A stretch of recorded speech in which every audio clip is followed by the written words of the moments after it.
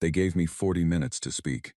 I used 37 of them telling the most powerful assembly in the known galaxy that they were about to make the worst mistake in the history of our civilization. When I finished, the chamber was so quiet that I could hear the ventilation systems humming in the walls. Then Grand Counselor Zareth stood up, smoothed his ceremonial robes and said, "Thank you, General Vreth Khan. Your concern has been noted." That was it. 40 years of service. 14 cycles spent crawling through the mud and the misery of one primitive world, watching creatures that had no business surviving anything continue to survive everything. And the Grand Council gave me the same response they reserved for bureaucratic complaints about supply chain delays. I had known, of course, that this would happen. You do not rise to the rank of High General in the Dominion Galactic Empire without understanding how the Council operates. They were not a body built for caution. They were built for conquest. Every pillar in that chamber was carved from stone taken from a world the Empire had absorbed. Every banner hanging from the ceiling bore the sigil of a civilization that no longer existed as an independent entity. The room itself was a monument to the Council's fundamental belief that the universe yielded to those strong enough to take it. I had believed that once. For a very long time I had believed exactly that. My name is Vreth Khan. I am or was the Supreme Field Commander of the 3rd Dominion Expansion Fleet. I have conducted 61 planetary assessment missions over the course of my career. I have overseen the formal integration of 19 worlds into the Galactic Empire. I have received more medals than I have fingers to count them on, and I have attended the victory ceremonies for every single one of those integrations wearing the dress uniform that my father wore before me. I am telling you this not to impress you. I am telling you this because I want you to understand that when I stood before the Grand Council on the day of the Sol System vote, I was not some nervous young officer speaking out of turn. I was the most experienced military mind in that room. I had earned the right to be heard, and they heard me, and they dismissed me, and in doing so, they set the entire empire on a course that none of us could have predicted and none of us could stop. The morning of the council session had begun the way all mornings began on Dominax, with the deep amber glow of our sun washing over the capital's skyline, the air carrying the sharp mineral scent that I had grown up with and never quite been able to stop missing when I was away on assignment. My aide, a young officer named Threx, had woken me 2 hours before the session to go over my prepared remarks one final time. I had not prepared remarks. Threx had looked at me with that expression junior officers always got when their commanding general said something that implied a significant deviation from protocol. "High General," he had said carefully, "the session begins in 2 hours. The council will expect a formal presentation. The council will expect me to stand up there and tell them that invading the Sol system is a brilliant idea and that we should begin immediately," I had said. "I am going to disappoint them." Threx had spent the next 90 minutes trying to convince me to at least bring prepared remarks as a backup. I had spent those 90 minutes reviewing the field files I had compiled over 14 cycles of observation on Earth. One more time, making sure that every fact I intended to present was burned into my memory so thoroughly that no amount of council pressure could shake them loose. The Grand Council chamber seated 12,000 delegates. Every seat had been filled by the time I walked in. This was unusual. Most council sessions on expansion proposals drew a moderate audience of bureaucrats and military liaisons. The Sol System vote had drawn everyone, representatives from every major sector, every allied civilization, every client state that had pledged loyalty to the Empire and earned a voice in its governance had traveled to Dominax for this specific session. The reason was simple. Earth was not just another expansion target. Earth was the beginning of the Empire's push into the 4th galactic arm, a region of space that had never been formally charted or claimed. Whoever controlled the Sol system controlled the gateway to that entire unexplored region. The economic value alone was enough to make even the most conservative counselors vote in favor. The strategic value made it essentially a foregone conclusion. And the humans themselves, they were, in the Empire's assessment, a non-factor. I had read the intelligence briefings prepared by the Observation Division. I had read them very carefully, and I had found them to be not incorrect exactly, but catastrophically incomplete. The briefings described human beings in purely physical and technological terms. Short-lived species, average lifespan approximately 70 to 90 of their years. Physically fragile by Dominion standards, with no natural armor, limited strength, and a notable susceptibility to a wide range of environmental conditions. Technologically pre-contact, meaning they had not yet developed faster-than-light travel, energy shielding, or directed energy weapons. Their most advanced military hardware relied on chemically propelled projectiles and explosives. On paper, they were nothing. On paper, the Dominion's smallest frigate could reduce their most powerful military force to rubble in an afternoon. The briefing said nothing about what those numbers actually meant when you watched them in motion. Nothing about what it felt like to stand at the edge of a human conflict and observe species-wide patterns that the Observation Division's analysts had apparently never considered worth documenting. When my turn came to speak, I walked to the center of the chamber floor, stood in the speaker's circle, and looked out at 12,000 faces from across the Dominion's vast collection of member civilizations. Some were curious. Most were impatient. A few near the back were already consulting secondary screens, conducting other business, having decided that whatever the old general had to say was not worth their full attention. I understood the impulse. I did not forgive it. "High General Vreth Khan," said the session moderator, a slender diplomat named Counselor Peth, whom I had known for 30 years. "You have requested special time before the final vote on Proposal 77 Keth, the Sol System Acquisition Initiative. The floor is yours." "Thank you," I said. My voice carried well in that chamber. 40 years of giving orders in battlefield conditions had given me a voice that did not require amplification. I want to begin by acknowledging something that every delegate in this room already knows. I am the ranking military officer present today. I have more direct field experience with planetary integration operations than any other active service officer in the Dominion. My record speaks for itself, and I will not waste your time reciting it. I paused, letting the room settle. What I will tell you is this. 14 cycles ago, I volunteered for the Sol System Long-Term Observation Detail. I spent 14 cycles on Earth, not in orbit, not reviewing reports from a comfortable station. On the surface, living among the humans, studying them the way you study something when you genuinely want to understand it, rather than simply categorize it. I have filed reports with the Observation Division throughout that entire period. I have submitted 17 formal requests for a comprehensive reassessment of Earth's threat classification. All 17 were denied or tabled. A murmur moved through the chamber. Counselor Zareth, seated at the central dais with the other senior counselors, had a look on his face that suggested he already knew where this was going and was already composing his dismissal. The Observation Division's briefing tells you that humans are a Class 3 primitive species with no capacity to resist integration. I am here to tell you that that classification is wrong. Not partially wrong, fundamentally wrong. Wrong in ways that will cost us dearly if we proceed with Proposal 77 Keth. That woke up the delegates at the back who had been consulting their secondary screens. Humanity's physical and technological limitations are real. I continued. I am not disputing the data. What I am disputing is the interpretation of that data. The Observation Division looked at what humans cannot do and concluded that they are weak. I looked at what humans actually do when faced with conditions that should destroy them, and I reached a very different conclusion. I had prepared no visual aids. I had considered it and rejected it because I knew that no image or data chart could communicate what I needed to communicate. Some things had to be said plainly, person to person, and trusted to land on their own weight.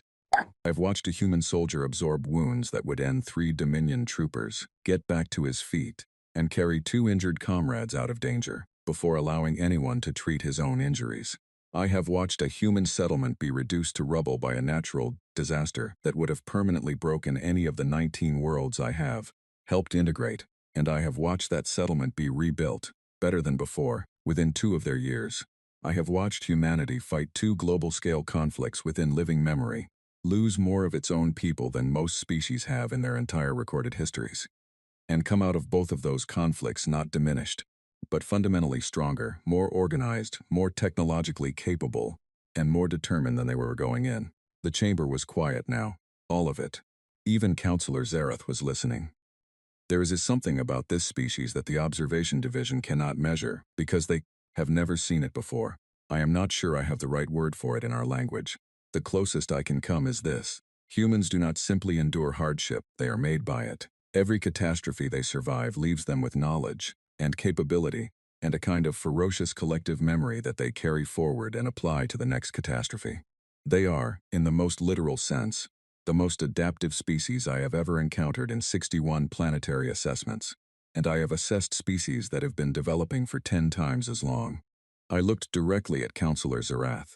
I am not asking the Council to abandon expansion into the 4th arm. I am asking the Council to choose a different entry point. I am asking you to recognize that the Sol system is not, as the briefing suggests, an easy acquisition. It is a trap, not a trap that the humans have set for us. They do not know we exist, or they did not until recently. It is a trap that we are setting for ourselves by looking at an unfamiliar type of strength and mistaking it for weakness because it does not look like anything we have seen before. I stepped back. That is all I have to say. Counselor Zareth waited exactly 3 seconds before he stood. In 30 years of knowing the man, I had never seen him wait even 1 second before responding to something he disagreed with. Those 3 seconds told me he had felt at least something of what I had said.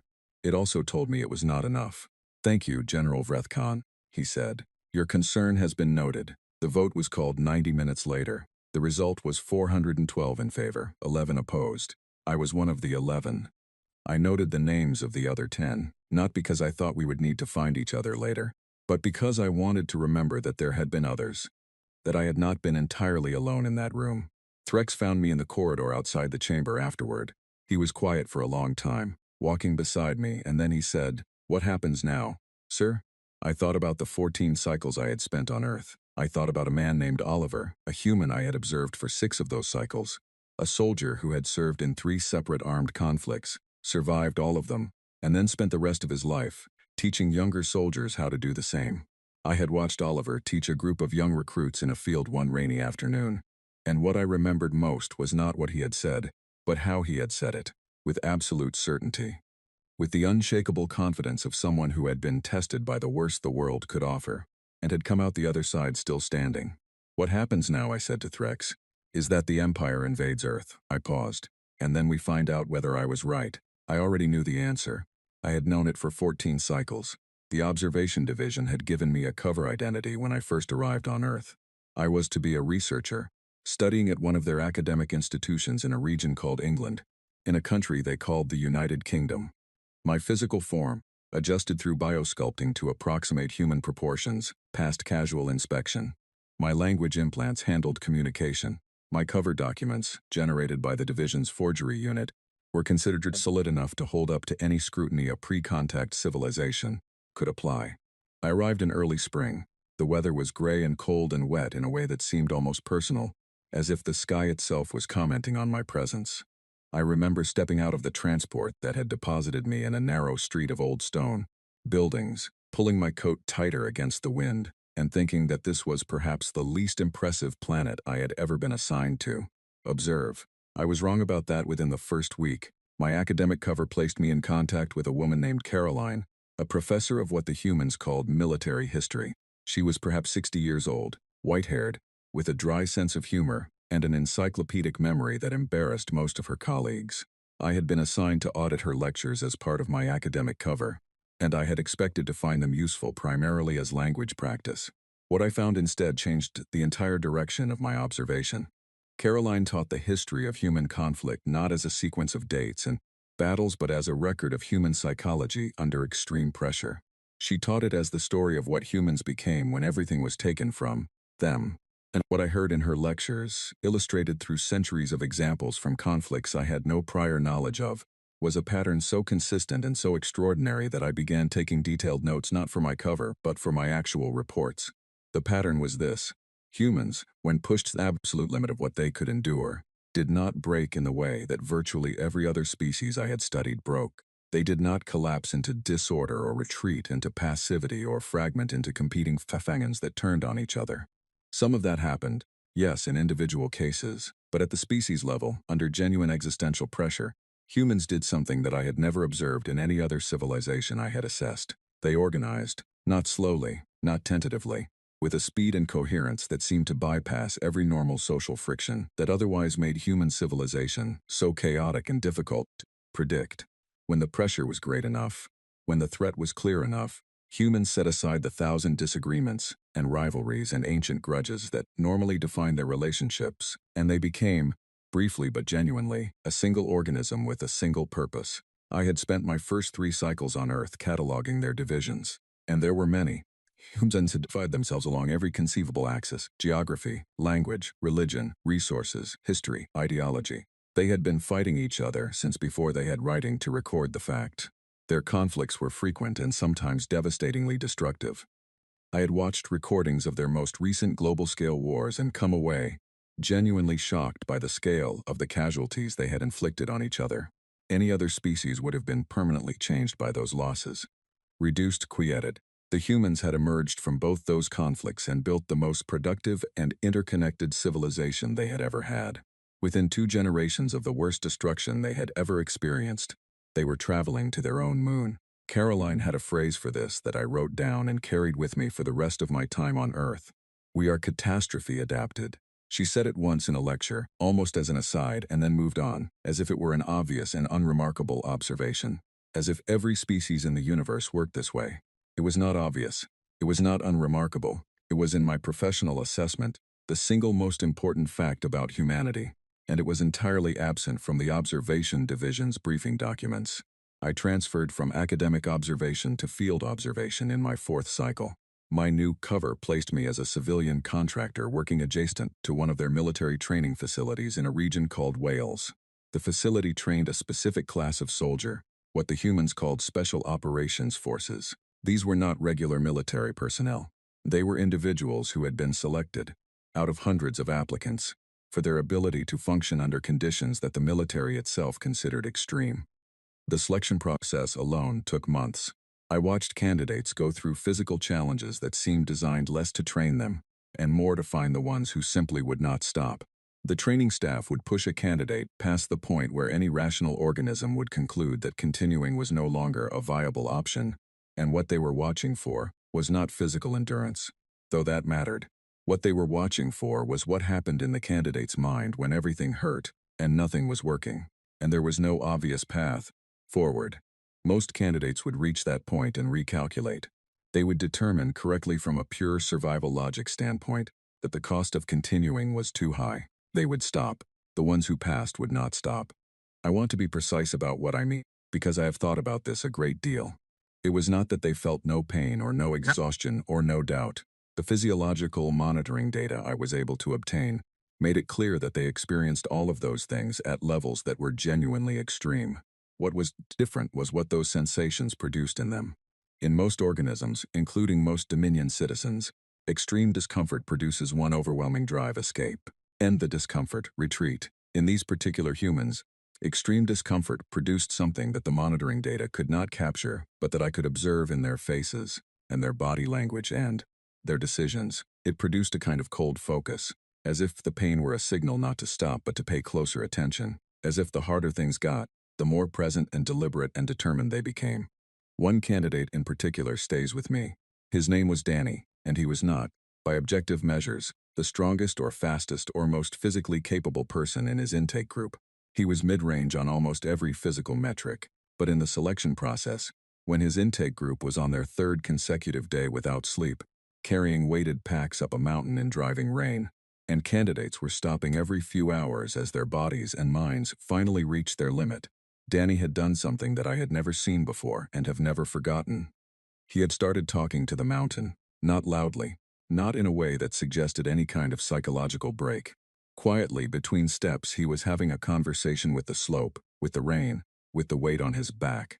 I could not hear all of what he said, but I heard enough. He was arguing. He was telling the mountain, with complete sincerity, that it was not going to win, that he had been through harder things than this, that he was going to make it to the top, not because he felt confident, but because he had decided, and his decisions meant more to him than his feelings did. He made it to the top. He was one of 4 candidates from his intake group who completed the selection. I filed a report about Danny. I filed reports about Caroline and her lectures. I filed 17 reports over 14 cycles that tried, in the formal language of Dominion military intelligence, to convey what I was observing. The Observation Division classified all of them as supplementary cultural data and attached them to my main file, where they were available but clearly not read. In my 6th cycle, I embedded with a different type of human institution, their emergency response services, the ones who ran toward disasters while everyone else ran away. These were not soldiers. They were not specially selected in the way Danny's unit had been. They were ordinary citizens who had applied for jobs and been given training and were now, as a matter of daily professional routine, responsible for entering burning buildings, pulling injured people out of crushed vehicles, responding to incidents that most would consider the worst moment of their entire lives. and these workers considered a Tuesday. What struck me was the culture they had built around this work. The dark humor, which outsiders sometimes found disturbing, but which served a very specific psychological function. It created distance from the worst of what they saw without creating indifference to it. The rituals they maintained around the loss of a colleague, which were solemn and meaningful, in a way that told me these people understood loss intimately, and had built precise emotional architecture around it, rather than simply enduring it. The way they talked about fear, not as something to be eliminated, but as something to be acknowledged, managed, and ultimately set aside in the moment when action was required. A paramedic named George, whom I worked alongside for the better part of a year, under my cover as a civilian administrative contractor, put it more simply than I ever could. We were sitting in the station one evening after a particularly difficult shift, and I asked him, carefully, within the parameters of my cover identity, how he kept doing the work, how he came back the next day and the next. George was quiet for a moment. He was a large man, broad-shouldered, with tired eyes and a coffee cup he had been refilling since 5 in the morning. He thought about the question with the seriousness it deserved. "You know what the worst part is?" he said. "It's not what you see on the job. It's the moment the night before, when you're lying in bed and you think, what if tomorrow is the day I'm not enough? What if tomorrow something happens that I can't fix?" He drank his coffee. "And then you get up the next morning and go to work anyway. Because the only thing worse than being afraid of not being enough is not trying." I wrote that down, verbatim.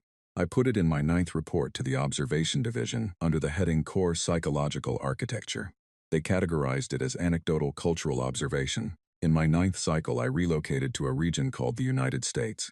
This was the dominant military power on the planet at the time of my observation, and I wanted to understand how their military institutions thought. I embedded within a research facility adjacent to one of their large naval installations, working under a cover identity as an academic analyst. The human military had a concept they called doctrine, which was their organized body of thinking about how warfare should be conducted. What interested me was not the doctrine itself, but how rapidly and honestly they updated it. When a strategy failed, when a conflict produced outcomes that the doctrine had not predicted, the institution did not defend the doctrine. It revised it. It conducted what they called after-action reviews, formal processes for examining what had gone wrong without assigning blame, focused purely on learning. The goal was not to protect institutional pride. The goal was to be better next time. I had been in the Dominion military for 40 years. I could count on one hand the number of genuine, honest after-action reviews I had been part of. In the Dominion, when something went wrong, the priority was determining who was responsible, so that responsibility could be managed, and the institution could continue to believe in its own competence. The idea of systematically assuming that your methods were imperfect and building processes to identify and correct those imperfections was not part of how we operated. The humans did this constantly, at every level, from the largest military institutions to individual units. The culture of honest self-assessment ran through their entire armed forces like a structural feature. It was not comfortable for them. I watched officers sit through after-action reviews where their decisions were picked apart in front of their colleagues, and comfort was clearly not the point. The point was getting better. The point was ensuring that next time, the outcome would be different. A colonel named Allen, who ran one of the training programs at the facility, had a phrase he used with his trainees that I heard repeatedly. "The enemy gets a vote." He used it to mean that no plan survived contact with an opponent who was actively trying to defeat it. That however good your strategy was in theory, the reality of conflict would introduce variables you had not anticipated, and your ability to adapt in that moment was more important than the elegance of your original plan. I thought about that phrase often during my time on Earth. I think about it still. In my 11th cycle, I observed something that I consider the single most important data point of my entire 14-cycle assignment. It was not a military exercise or a training scenario. It was something I witnessed on a quiet street in a mid-sized city in a region called the Pacific Northwest of North America. I was walking back to my lodgings one evening when I came across an accident. A vehicle had collided with another at an intersection and overturned. Several bystanders had already gathered. One of the people in the overturned vehicle was conscious and calling for help. The other was not moving and appeared seriously injured. What happened next took approximately 4 minutes in total. The first bystander on the scene was a young woman named Emma. I learned her name later, from the news coverage. Emma had no medical training. She had no relevant professional experience. She had her phone in her hands and a total absence of hesitation.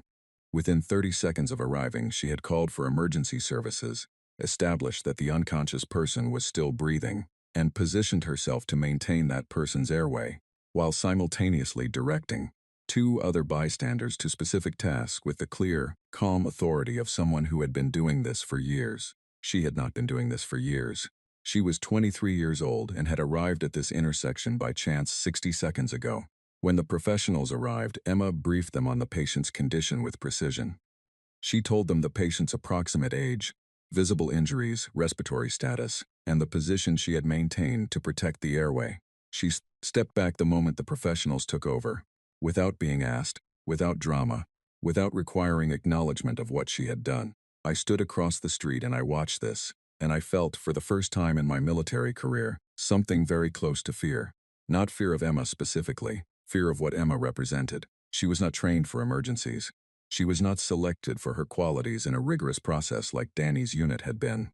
She was a random member of the human population, and when the moment required it, she had been exactly what the situation needed. Calm, competent, decisive, and done. I filed my 12th report the following morning. I titled it, Species-Wide Emergency Competence, Implications for Contact Scenarios. I outlined what I had observed and what I believed it meant for any future military engagement with humanity. The report was received, logged, and categorized as supplementary cultural observation. In my 13th cycle, I gained access to something I had been requesting for years, the human military's own internal assessments of their capabilities and weaknesses. These were not public documents. They were obtained through sources I will not specify. What I found in those documents was both reassuring and deeply alarming. Reassuring, because the humans were under no illusions about their technological limitations. They knew their hardware was primitive compared to what was theoretically possible. They knew they had gaps in their capabilities that a sufficiently advanced opponent could exploit. They were not arrogant about what they had. Alarming, because of what they were doing about it. The pace of human technological development, documented in their own internal projections, was not linear, it was exponential. Every generation built on the previous generation's foundation, not incrementally but fundamentally. A technology that was theoretical in one decade was operational in the next, and obsolete in the one after that. The humans themselves were aware of this pattern, and were actively designing their military institutions to take advantage of it. Building organizational structures that could absorb and integrate new capabilities faster than any opponent could anticipate. One document I reviewed contained a planning scenario that had been prepared for a senior leadership conference. The scenario was fictional, a hypothetical conflict with a technologically superior opponent. The document ran through the scenario in detail, examined the ways in which the technological gap would matter in the early stages of the conflict, and then traced through how human adaptation and innovation would close that gap over time. The document's conclusion was not, "we would win." It was more honest than that. The conclusion was that with sufficient time, the technological gap between humanity and any conceivable opponent would narrow, and that the primary strategic goal in any such conflict should be to buy that time. I sat with that document for a very long time. I read it 3 times, then I wrote my 14th report, the longest one I had filed, and I asked the Observation Division for an emergency classification review. They declined the review. My 14th cycle ended. I returned to Dominax, filed my final comprehensive report, and requested an immediate audience with the Military Intelligence Directorate. 3 months later, I was given the opportunity to address the Grand Council. I spent those 3 months preparing to say, as clearly and as simply as I could, everything I had spent 14 cycles learning. Not about human weapons or human numbers or human strategy. Those things were all genuinely primitive by Dominion standards, and there was nothing in those metrics that would have alarmed any rational military planner. What I spent those 3 months preparing to explain was something much harder, to communicate. Something that had no equivalent in Dominion military doctrine, no category in the intelligence assessment frameworks, no language that quite fit it. I was trying to explain what it meant to be a species that had learned to become stronger every time the universe tried to break it. I was trying to explain that there is a kind of danger that no threat assessment template is designed to measure, because the danger is not in what an opponent has today, but in what they become when you push them. I was trying to explain that the most important fact about humanity was not what they were. It was what they became. The council gave me 40 minutes. I used 37 of them. Concern noted, said Councillor Zareth. The vote was 412 to 11. I walked out of that chamber into the amber afternoon light of Dominax, with Threx at my side, and the cold certainty settling in my chest that I had just watched the most powerful civilization in the known galaxy decide to wake something up that it did not understand and could not control. I thought about Danny on the mountain, about George and his morning coffee, about Emma on a sidewalk, doing what the moment required with 30 seconds of preparation and a total absence of hesitation. I thought about the human's own planning document and its quiet, confident conclusion about buying time. I thought about a species that had been catastrophe adapted for so long that catastrophe was no longer something that happened to them. It was something they practiced. And in 140 of their days, when the first Dominion ships translated into Earth orbit on a clear Tuesday morning, the catastrophe was going to come to them from the sky, from something they had not imagined yet in all their detailed fiction about alien invaders. No, that was not right. I corrected myself as Threx and I walked to the transport. They had imagined it. That was the problem. They had imagined it in extraordinary detail, played it out in hundreds of stories and scenarios, and in almost every version, the ending was the same. I had read those stories during my time on Earth. All the generals in them, the ones on the invading side, had one thing in common. They had all made the same mistake. They had all assumed that the humans' lack of advanced technology meant they were not ready. The humans were always ready. The Dominion was about to learn what that meant. The first ship appeared in Earth's sky at 6:42 in the morning, local time, over the Atlantic Ocean. I know the exact moment because I was on the bridge of the command vessel watching the real-time feeds, and I have replayed that timestamp in my mind more times than I can count. 6:42. The sun had been up for 20 minutes on the eastern coast of North America. The western coast was still dark. Most of Asia was in mid-afternoon.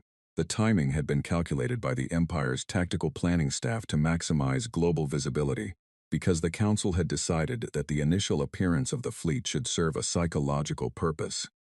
It should make humanity understand, all at once, that there was nowhere on their small planet to hide from what was coming. 500 capital ships. The Third Dominion Expansion Fleet, the largest single military force the Empire had deployed in 600 years. Arrayed in a formation that our tactical planners had designed to be visible from the planet's surface with the naked eye. A crescent of metal and light hanging in low orbit, so large and so perfectly arranged that it would be impossible to look at and feel anything other than what the Council intended you to feel. Small, alone, finished. I stood at the viewport and looked down at the planet below. From this distance it was what it had always been described as in the intelligence briefings. A mostly blue sphere, cloud-streaked, with the brown and green of continents visible between weather systems. It looked quiet. It looked, I will be honest, exactly as fragile as the briefing said it was. My second-in-command, a Dominion fleet admiral named Voss, stood beside me with an expression I had seen on the faces of officers before many successful integrations. Confident, settled. Already thinking about the ceremony, he said. Fleet is in formation, High General. All systems nominal. Psychological impact phase is underway. Yes, I said. Initial projections suggest planetary communications will be disrupted within 4 hours.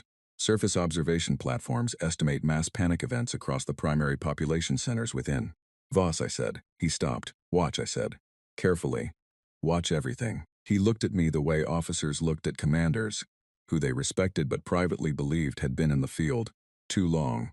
Then he turned back to his station and began monitoring the fleet's deployment. I went back to watching the planet. The first 6 hours played out almost exactly as the tactical plan specified. The fleet's electronic warfare division targeted Earth's satellite networks, and one by one, the human communication and navigation systems blinked out. Their orbital assets, the relatively small collection of artificial satellites they had placed around their planet over the previous 70 years, went dark. Their global communication networks experienced significant disruption.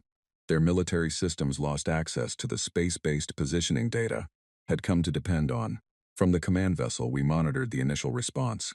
The first hour was, as predicted, characterized by confusion. Emergency communication channels lit up across the planet. Military command structures went to their highest alert states. Civilian populations who had observed the fleet's arrival through telescopes or simply by looking up began flooding whatever communication channels remained available with reports and questions. That was the part that matched the prediction. What happened next did not. By the end of the second hour, something had started changing in the human response patterns. The confusion was not increasing the way our models had suggested it would. Instead, it was resolving, not fully, not cleanly, but where there had been fragmented, reactive emergency communications in the first hour, there were now patterns emerging that looked organized, deliberate, pre-planned. Our intelligence staff had known, of course, that the human militaries had contingency plans for various scenarios. Every military does. But contingency plans were theoretical exercises. They were documents that lived in planning offices and were reviewed annually, and were, in every civilization we had ever encountered, entirely insufficient to cover the actual reality of a situation as unprecedented as 500 capital ships appearing in orbit. The humans had contingency plans for this specific situation. They had given it a name. Translation units rendered it as non-terrestrial intelligence contact, hostile posture. They had protocols. They had pre-designated command authorities. They had communication systems that did not rely on the satellite networks we had disabled, because they had apparently considered the possibility that a technologically superior opponent might disable their satellite networks first. I made a note. I did not say anything to Voss. By the end of the 4th hour, the human response had shifted again. Our monitoring of their surviving communication channels, land-based, encoded, but not entirely opaque to our systems, was capturing something that none of our analysts had expected, and most of them were struggling to process. The human nations were talking to each other, not the panicked, fragmented communications of a civilization in crisis, scrambling to understand what had happened. Structured communication. Formal diplomatic channels that were being used right now, in the middle of what should have been the most destabilizing event in their species' history, to coordinate responses between governments that had been adversaries the day before. A junior analyst brought me the summary. She was a young officer named Leth, and her face, when she handed me the report, had the expression of someone who had just seen something that rearranged a fundamental assumption. "There, talking to each other, sir," she said. "All of them. The ones who have been in active conflict with each other for decades. The ones who haven't had direct diplomatic contact in years. They're all on the same channels right now." "Yes," I said. "Is that normal for a species that?" "It is normal for this species," I said. "Under these conditions." She looked at the report again, then back at me, and I could see her doing the mental revision, the updating. She was young enough that it registered immediately rather than being defended against. Good. I went back to my viewport. What I was watching below was not mass panic. What I was watching was something I had seen described in the human history records that Caroline had taught from, a phenomenon that appeared at the extreme end of human crisis response. The point at which external pressure, applied with sufficient force and clarity, overrode the 1,000 internal divisions that normally kept human societies fractured and produced something rare and extraordinary and, for anyone on the receiving end of it, genuinely terrifying: unity, not the managed, institutional unity of a civilization that had achieved lasting peace through negotiation and compromise. Something rawer than that, something older. The unity of a species that had survived a very long time on a complicated and demanding world by learning, when the situation required it, to stop fighting each other and start fighting whatever had decided to threaten all of them at once. Voss appeared at my shoulder at hour 5. His expression had changed. He still held the confident set of a successful officer, but there was something behind his eyes now that had not been there before, a sharpening, a recalculation. "Sir," he said quietly, "the communications analysis team is flagging unusual patterns in the human military coordination. They're reporting that the level of intergovernment coordination we're observing is not consistent with what the pre-invasion briefing suggested was possible." "No," I said, "it is not. The integration timeline may need to be reassessed." "That is one way to describe it, yes." He was quiet for a moment, then, "Did you expect this?" "Yes," I said, "I reported it 17 times. He did not have a response to that. The landing operation began at hour 7. 40,000 Dominion ground forces, the finest troops in the Empire, equipped with the most advanced personal combat technology in the known galaxy. Energy shielding, directed energy weapons, communication systems that operated on frequencies our intelligence staff was confident the humans could not interfere with. The tactical plan called for simultaneous landings at 12 locations across the planet, chosen to maximize strategic control of key population centers and communication hubs. I watched the first landing from the bridge feeds. The insertion craft dropped through the atmosphere and touched down in a large, flat open area outside one of the humans' major cities. The ramp dropped. 40,000 years of Dominion military tradition walked out onto the grass. I want to be precise about the next part. The humans were outnumbered, significantly. The engagement in the first landing zone involved approximately 40,000 Dominion ground forces against a human defensive force that our real-time intelligence estimated at somewhere between 1 and 2,000 personnel. The humans' weapons were chemically propelled projectiles and explosive devices, with no energy shielding and no directed energy capability. By every objective measure of military power, it was not a contest. The Dominion forces took the landing zone in approximately 2 hours. They took it intact, which had been the tactical plan.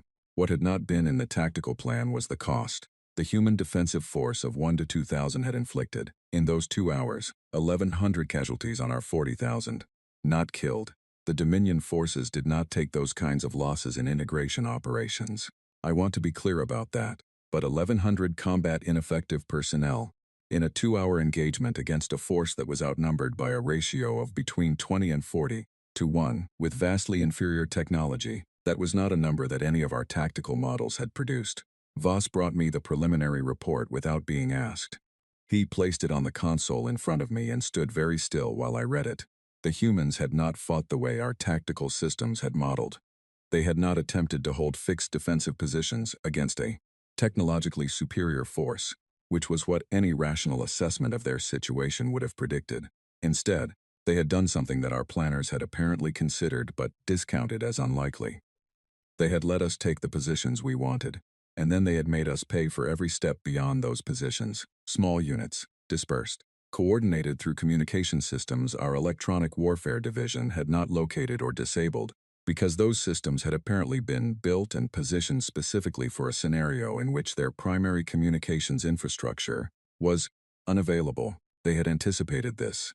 They had specifically, deliberately prepared for a situation in which a technologically superior opponent took out their normal communication grid first.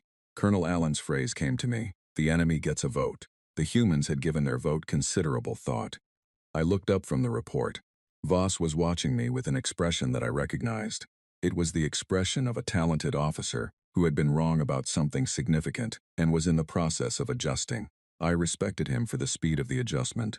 "What is the status at the other 11 landing zones?" I said. He told me. 9 of the 12 had similar patterns.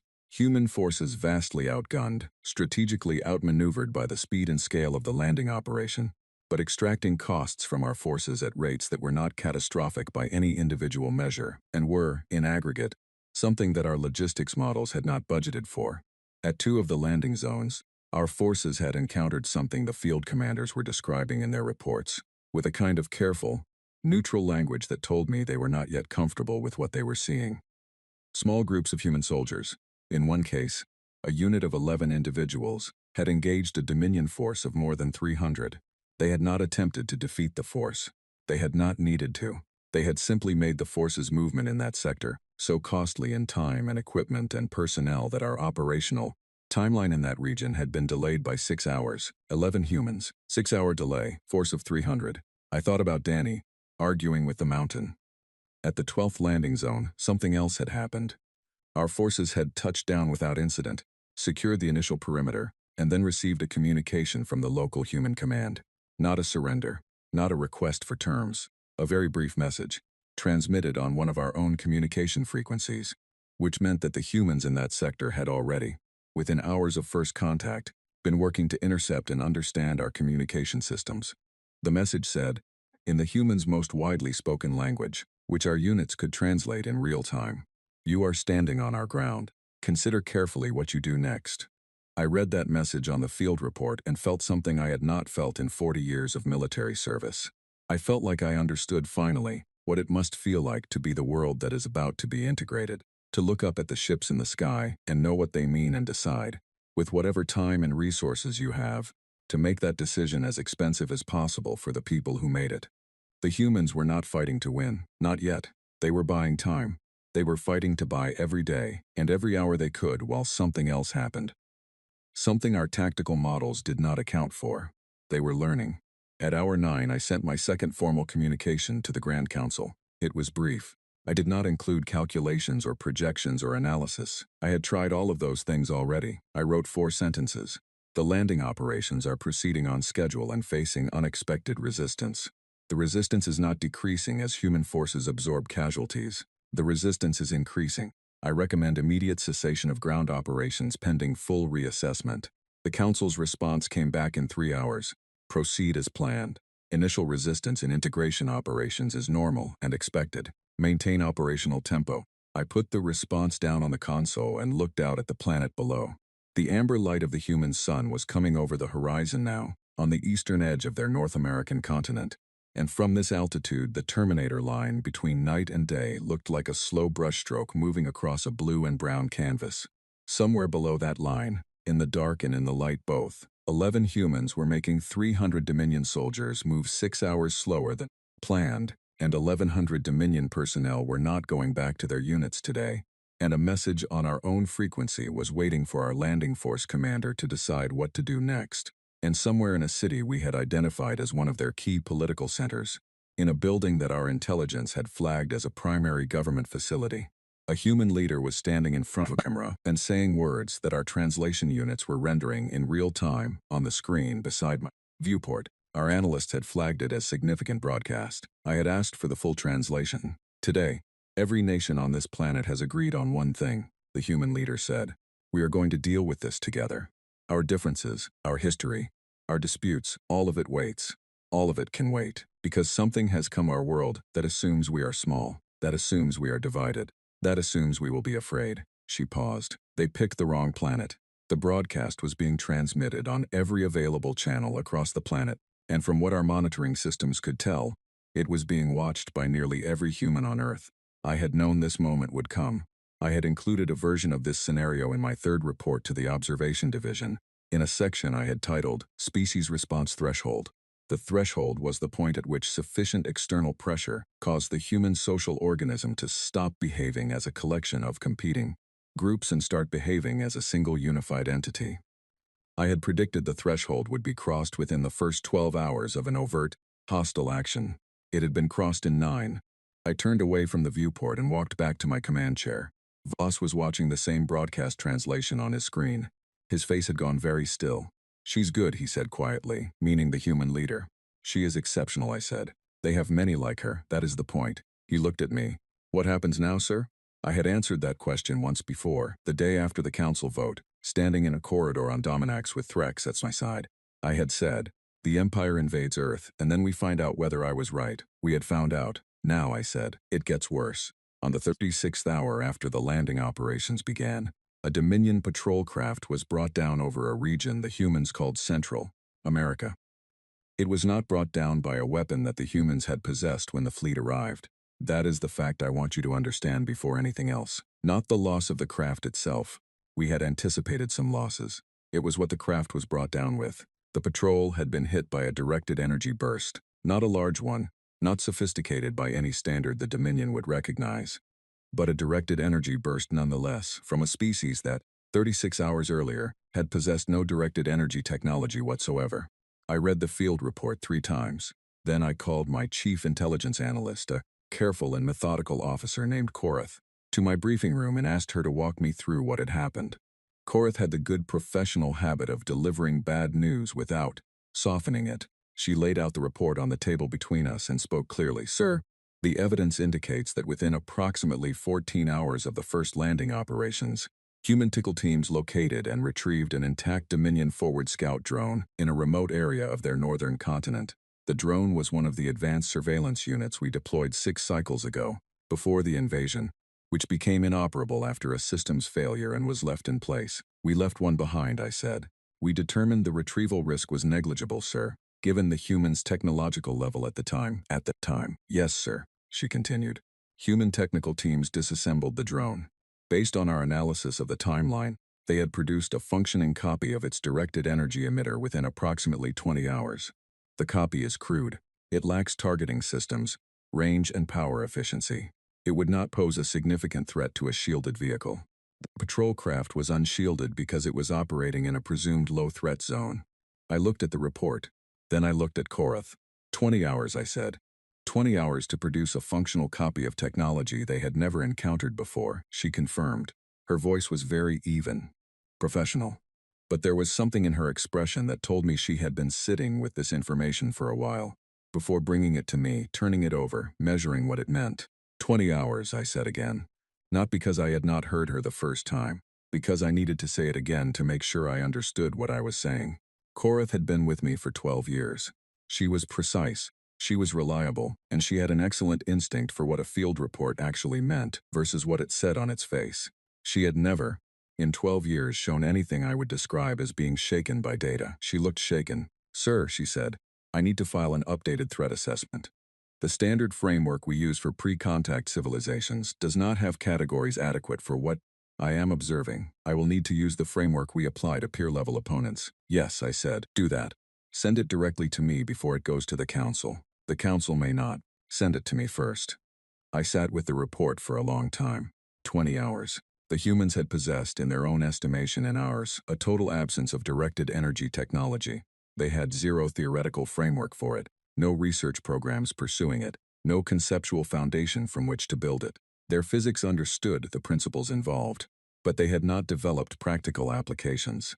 This was listed in every intelligence briefing as a fixed constant. Humans have no directed energy weapons capability.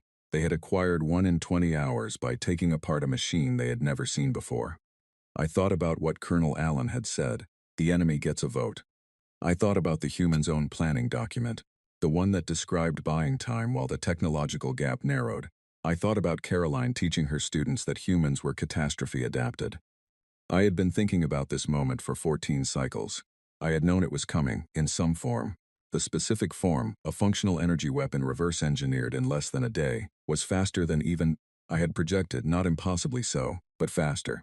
The broader context of the war was, by the end of the first week, developing along a trajectory that I had forecast in my 14th report and that the Council had refused to believe. The Dominion forces on the ground held every position they had taken. Our technology was genuine, and our troops were genuine, and in direct engagement, the outcomes remained what they had always been in similar conflicts. The side with superior hardware won the direct engagements. We were not losing battles. We were winning every battle, and we were losing the war. A Dominion officer named Commander Briel commanded the forces at one of our primary ground positions, a large transport hub in the human country called Germany. Briel sent me a field report in the second week that I read 3 times and then forwarded to Korath with a request for her analysis. The report described something Briel called, in Dominion military terminology, non-linear attrition. In plain language, what Briel was describing was this: every time the humans engaged a Dominion force and were repulsed, the next engagement was more difficult than the one before. Not by a small increment, by a significant one. The humans were integrating lessons from every encounter with a speed that Briel's experience and models had no category for. A tactic that worked against them on Monday did not work the same way on Wednesday. By Friday, they had developed a counter. By the following Monday, the counter had become a new baseline, and they were already working on the next level. "It is as if they are learning faster than we can update our training," Briel wrote. "My unit commanders are applying doctrine that was effective 2 weeks ago, and finding that the humans have already moved past it. I do not have language in our standard reporting framework to describe what I am observing. It is not that they fight harder. It is that they fight differently, every time. And the new way is always more effective than the last." I had that language. I had been developing it for 14 cycles, but I had not been listened to when it mattered, and Briel was learning what it described in real time from the business end of weapons. That had been primitive 3 weeks earlier. On the 18th day of ground operations, something happened that I consider the precise point at which the shape of the entire engagement became clear. A human unit which our intelligence identified as a mixed force of military and civilian technical personnel managed to reach and secure one of our forward supply depots in a remote area of their Asian continent. The depot was not large. It was a temporary installation supporting about 4,000 Dominion ground troops in the region. Our forces responded quickly and recovered the depot within 6 hours. But in those 6 hours, the human team had removed 6 specific pieces of equipment from the depot. Not randomly, the 6 items they had taken were, by any objective assessment, the 6 items most useful for understanding the underlying principles of Dominion energy shielding technology. They had known exactly what they were looking for. I called Korath back in. "How did they know what to take?" I asked. "Sir," she said, "the directed energy incident.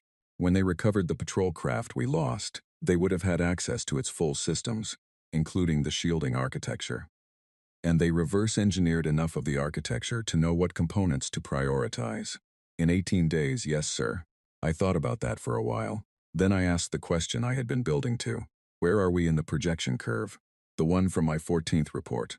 Korath consulted her data. She had been tracking this, I could tell. She had been running the numbers since the moment the first anomalous data started coming in, probably since before she had official authorization to do so. She was that kind of analyst. Based on the current adaptation rate, she said carefully, the humans will have functional energy shielding deployed on their military units in approximately 6 weeks. Our models show a high confidence interval on that figure because the adaptation rate has been remarkably consistent. 6 weeks, I said.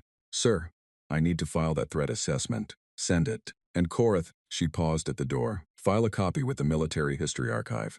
Not for the Council. For the record, she understood. She nodded once and left. The Grand Council received my third formal warning communication on day 21. I had written it carefully, without anger, without the kind of language that could be dismissed as excessive emotionality.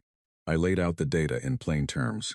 The reverse engineering timeline, the adaptation rate, the projected capability development curve, the 18-day theft at the supply depot.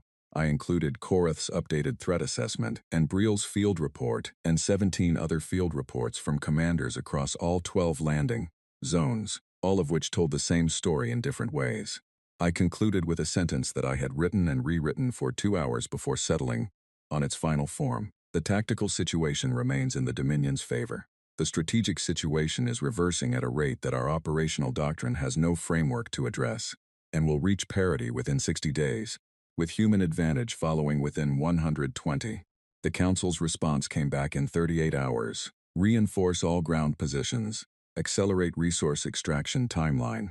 Resistance elements are to be treated as obstacles to integration rather than organized military opposition.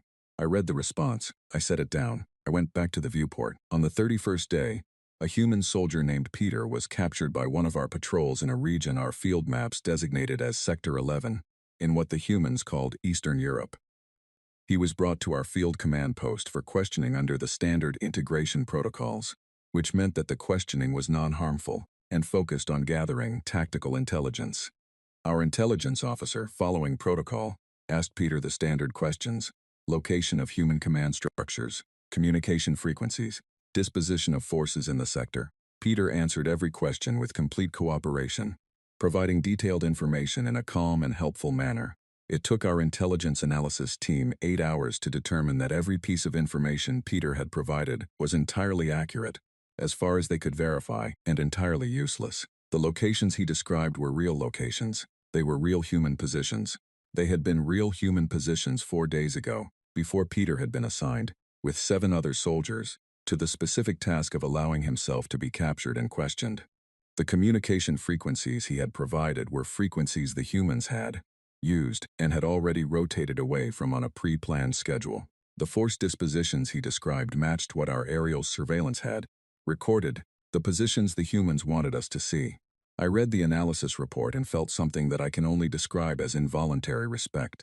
Peter had been sent to us, deliberately. His entire unit had been assigned to the operation of feeding us accurate but obsolete intelligence through a cooperative captive. In doing so, they had consumed 8 hours of our intelligence team's analysis time and confirmed to us that our surveillance data was reliable, which led us to rely on that data more heavily, which was exactly what they wanted, because the data our surveillance was capturing was the data they were choosing to show us. Our intelligence lead, a careful officer named Dath, brought me the final analysis and said very quietly, "Sir, I think we need to discuss the possibility that we are being managed." "Yes," I said. "We are." He was quiet for a moment. "How long?" "Since approximately day 3, I said. "They began shaping our intelligence picture as soon as they understood how we were gathering it." Dath was an experienced officer. He had worked intelligence operations for 22 years. He looked at me with the expression of someone who has just discovered that a game they thought they were winning has a second board they were not aware of. "I need to redesign our entire collection methodology," he said. "Yes," I said. "You do. And by the time you finish, they will have adapted to the new methodology." He stood there for a moment, and I could see him working through the implications. "Sir," he said finally, "is there an end point to this? Is there a condition under which they stop adapting faster than we can respond?" I thought about Caroline's lectures, about Danny on the mountain, about Peter, sitting in our interrogation room and answering every question with cheerful accuracy. burning 8 hours of our time with the precision of a professional. No, I said, there is not. On day 44, I sent my fourth formal warning to the Grand Council. On day 47, a human pilot named Owen flew a Dominion interceptor in combat against Dominion forces. The interceptor was one we had lost on day 12 in an emergency landing.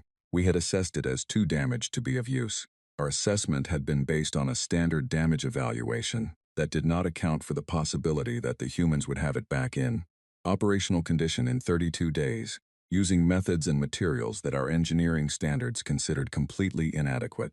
It had performed well enough to down 2 of our craft before Owen took a hit that forced him to eject. He was recovered by human forces before our patrol could reach his ejection site. The Council's response to my fourth warning was 6 words.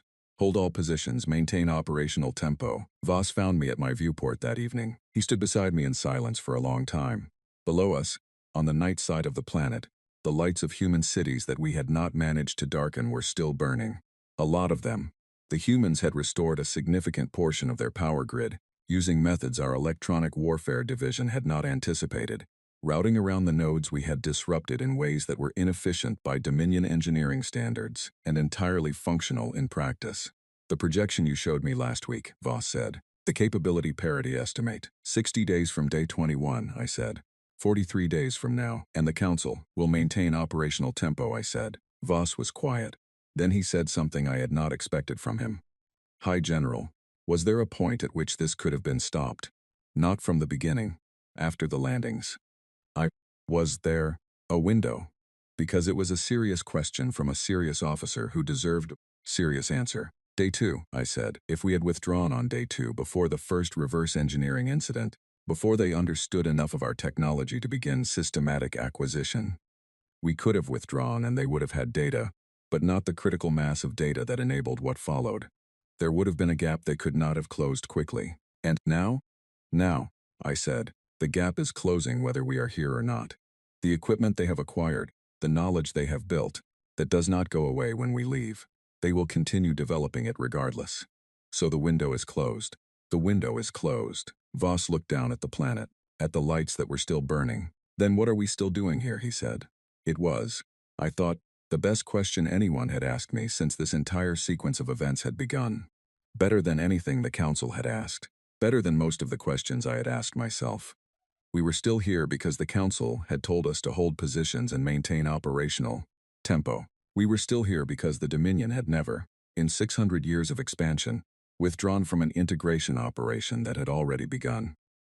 We were still here because the institutional logic of the Empire was built on the premise that presence equaled commitment and withdrawal equaled defeat, and to withdraw now, even for strategically sound reasons, would require the Council to admit that the assessment on which the entire operation was based had been wrong, and the Council did not admit that it had been wrong. What I did not say to Voss because I was not yet ready to say it to anyone was the other thing I had been thinking. The thing that lived at the end of the projection curves in Korath's analysis. The thing that Peter's cheerful cooperation and Owen's reconstructed interceptor and the energy emitter built in 20 hours were all pointing toward. In 43 days on Korath's model, human and Dominion military capability would reach rough parity at the tactical level in the ground theater. That was the 60-day projection from day 21. The projection did not stop there. After parity, on the human adaptation curve that Korath had been tracking with increasing precision over the previous 4 weeks, the curve continued upward. It did not level off. It did not plateau. It continued at essentially the same rate it had maintained since the first 20-hour reverse engineering incident. In Korath's projection, by approximately 120 days from day 21, human military capability in the ground theater would exceed Dominion capability in that theater. 120 days, less than 4 of their months. From no directed energy technology whatsoever to exceeding the Dominion standard in 120 days, driven by the most consistent and disciplined learning curve I had ever seen, applied to any problem by any civilization in my career. That was the number I had put in my fourth warning to the Council. That was the number they had responded to with 6 words and an instruction to hold all positions. That was what we were still doing here, holding positions on a planet that was, day by day and hour by hour, outgrowing us.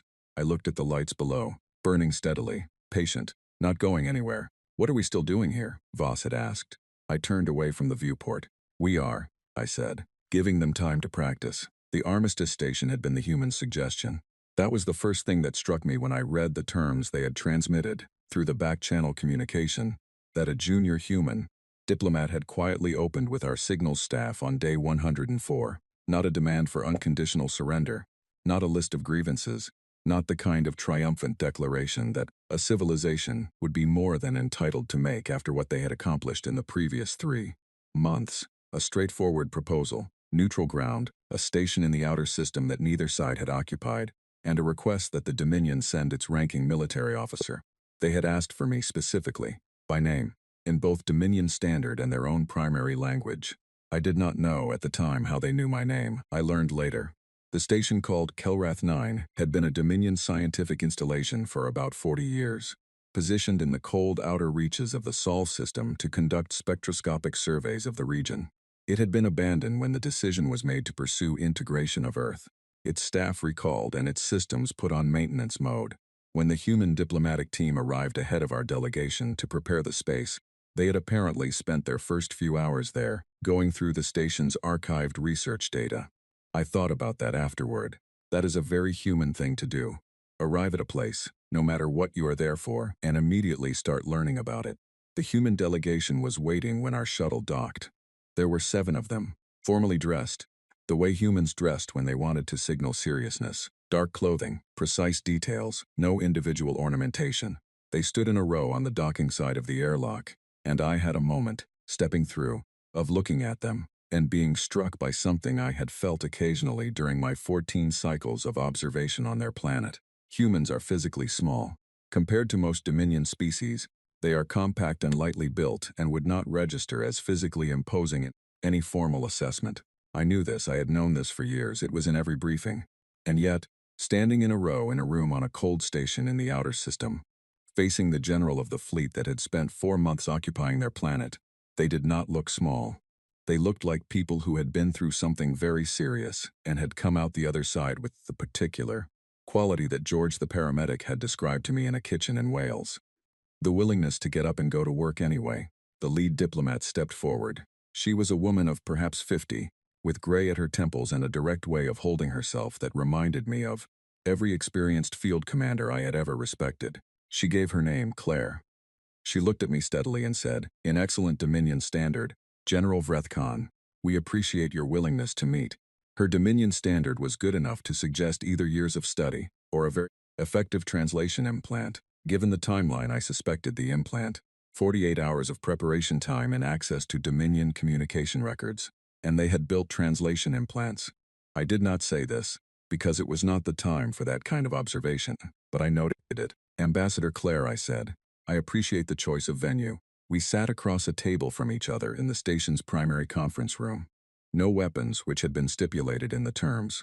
No tactical staff by mutual agreement. 7 humans, 4 of my most senior people, and a communications team to ensure accurate translation of everything said. Claire opened without ceremony. We have a single primary request, she said.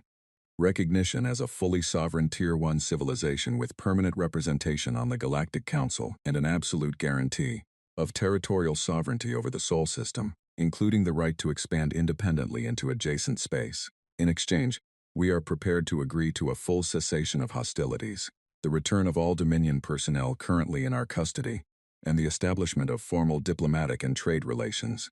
I had anticipated this. I had briefed my team on it during the transit to the station.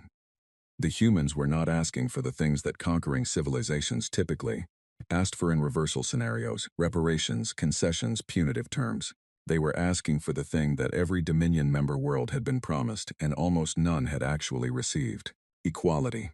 Not justice for the invasion, not acknowledgement of what had been done, not resources or territory beyond their own. Equality. A seat at the table, the right to be left alone. I had been authorized by the Council to negotiate a settlement. The authorization had come reluctantly, after Korath's final projection analysis had been transmitted to them, and could no longer be classified as the excessive pessimism of a general who had spent too long on Earth. The analysis showed that by day 140, if the current development curve continued, the Dominion would face an opponent at technical parity, who also held the home ground advantage and was operating on interior lines within their own System. The council had, at that point, added one more category to their understanding of the Sol system problem. Alongside the military analysis, they had begun consulting the economic projections, and what the economic projections showed was that the cost of continuing to escalate to match the human capability curve was not one that the Dominion Treasury could sustain indefinitely. Humans adapted by building. Every capability they developed required infrastructure, supply chains, production facilities. The Dominion was fighting an enemy that was, literally, growing an industrial base calibrated to defeating them while they watched. The Council's authorization to negotiate had contained, predictably, a list of terms they wanted me to secure. Protectorate status rather than full sovereignty. Limited representation rather than full council membership. Resource access agreements that would benefit the Dominion economically regardless of the political outcome. I had read the council's terms on the transit and put them aside. Across the table from me, Claire was watching me with the careful attention of someone who had been briefed extensively on who I was. I had been told that the human delegation had prepared thoroughly for this meeting. I had been told they had research. I did not know what research until she spoke. General, she said, before we go into the formal negotiation, I want to say something that is not part of our official position. Something personal. I indicated that she should continue.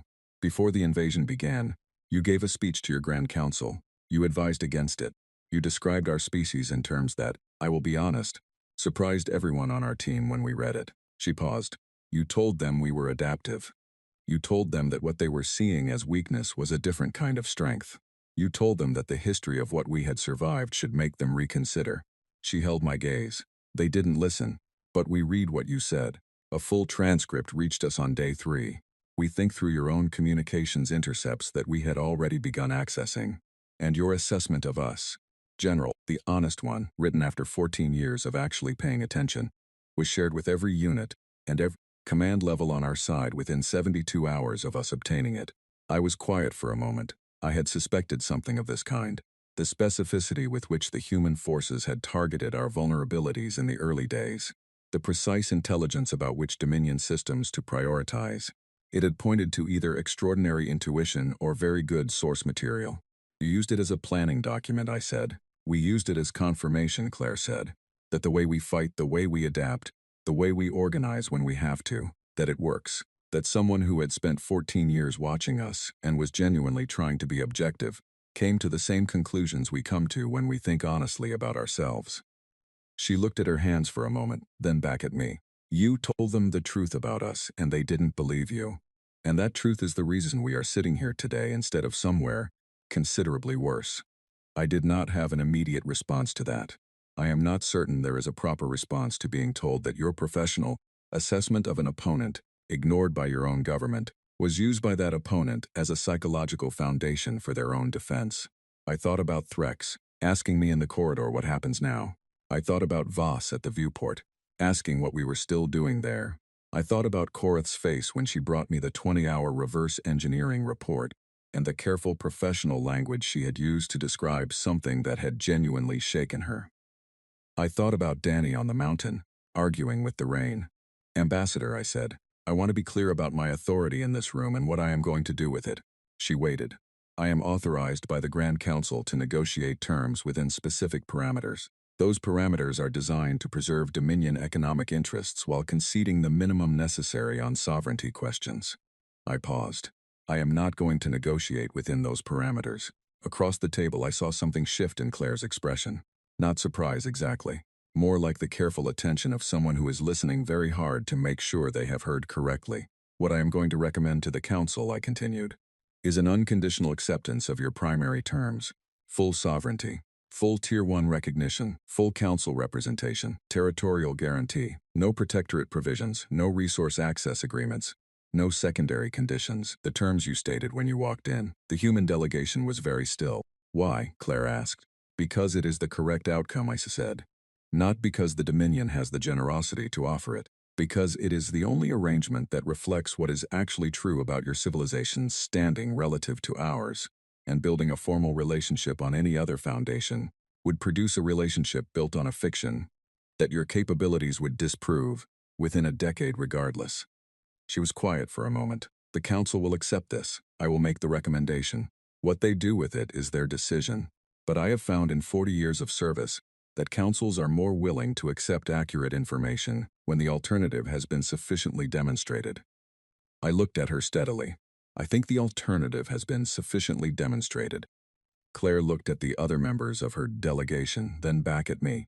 There was a conversation happening in that glance that I did not have the cultural vocabulary to fully decode, but I could read enough of it to understand that what she said next was agreed upon. "General," she said, "there is one more thing our delegation would like to raise, not a formal request, not a negotiating term, more of a question. Go ahead. After this is concluded, after the formal relationship is established, would the Dominion be open to a joint academic exchange? Specifically, we have been developing a comprehensive analysis of the last 4 months, from our perspective, the tactical and strategic patterns, the adaptation methodology, what worked, what did not, what we learned." She held my gaze. "We would like to share it with the Dominion military, not as a threat, not as a demonstration of what we are capable of, as a contribution to the body of knowledge about how civilizations can engage with each other without it coming to this." I looked at her for a long moment. A species that had just successfully resisted an invasion by a galactic-level military power was offering to share the methodology of that resistance. Not to make the Dominion afraid of what they would learn, to make the galaxy better at avoiding this particular mistake in the future. I thought about Caroline teaching military history as the story of what humans became under pressure. About George getting up every morning and going to work because not trying was worse than being afraid. About Emma on a sidewalk doing what the moment required. About Peter cooperating completely and helpfully with our intelligence team while feeding us obsolete information with professional precision. I would be personally in favor of that exchange, I said. "Good," Claire said. "Then let us begin." The formal session took 11 hours. It was the most complex negotiation I had participated in 40 years of service, and the humans came to every table in it with the same discipline and precision that I had watched them apply to everything else in those 4 months. They knew exactly what they wanted. They understood the Dominion's positions with a depth that continued to impress and occasionally alarm my team, and they gave ground only where they had clearly decided in advance that giving ground was strategically sound. At hour 7, a young member of the human delegation, a man named Nathan who was perhaps 25 years old and had said very little during the first 6 hours, asked a procedural question that resolved a deadlock in the resource treaty language that my team had been working on for 90 minutes in 4 sentences. I watched him do it and thought, he will be one of the ones who shapes what comes next. 25 years old, in the room where his civilization's formal galactic status was being established, doing the work with calm competence and not a trace of self-consciousness about how extraordinary the situation was. That is the most human thing about them. They adapt to the extraordinary by making it ordinary. By simply doing the next necessary thing, with whatever they have, at whatever speed is required. At hour 11 we signed. The armistice of Kelrath 9 was, as I had told my team it would be, an unconditional acceptance of the human primary terms, full sovereignty, full Tier 1 recognition, full council representation. The council had transmitted their objections during the session. I had acknowledged them and proceeded. That would have consequences for my career. I understood this and had made my peace with it during the transit to the station. Some things matter more than careers. After the signing, as both delegations were preparing to depart, Claire found me standing at one of the station's observation ports, looking out at the cold dark of the outer system. She stood beside me for a moment without speaking, looking at the same darkness. Then she said, "You have been to our planet, you know our world." "Yes," I said. "What did you think of it?" I considered the question seriously. I thought about the amber light on English cobblestones, about the sharp mineral smell of Dominax that I had never been able to stop missing when I was away, about a rainy hillside in Wales and a young soldier arguing with the weather. I thought it was a difficult world, I said. Cold in the winter, complicated, full of conflict and noise and problems that your species had not yet solved. I paused. I thought it was the most interesting place I had ever been assigned. Claire smiled. It was a small smile, the kind that contained a great deal that was not being said. "We think so too," she said. She left to rejoin her delegation, and I stood at the port for a while longer. The Dominion shuttle would take me back to the fleet. The fleet would begin the long process of withdrawal from the Sol system under the terms of the armistice. The Grand Council would conduct its reviews and assign its responsibilities, and the political fallout of the past 4 months would be sorted through, in the careful institutional way that governing bodies sorted through their failures. I would file my final report on the Sol system engagement. I had been drafting it in my head since the day after the vote, since Threx had asked me in the corridor what happened now, and I had already known the answer. The report would say what it had always needed to say, stated as plainly as I could state it, in language that could not be categorized as cultural supplementary data and tabled indefinitely. It would say that the greatest danger in any contact situation was not the gap between what an opponent currently possessed and what you possessed. The gap was a measurement. The gap was a number. Numbers could be managed. The real danger was the gap between what you understood about an opponent and what was actually true. That gap did not show up in any intelligence briefing. It lived in the spaces between the data points, in the parts of a civilization's nature that could only be seen by someone who was willing to look at it honestly, without the filter of what they wanted to see.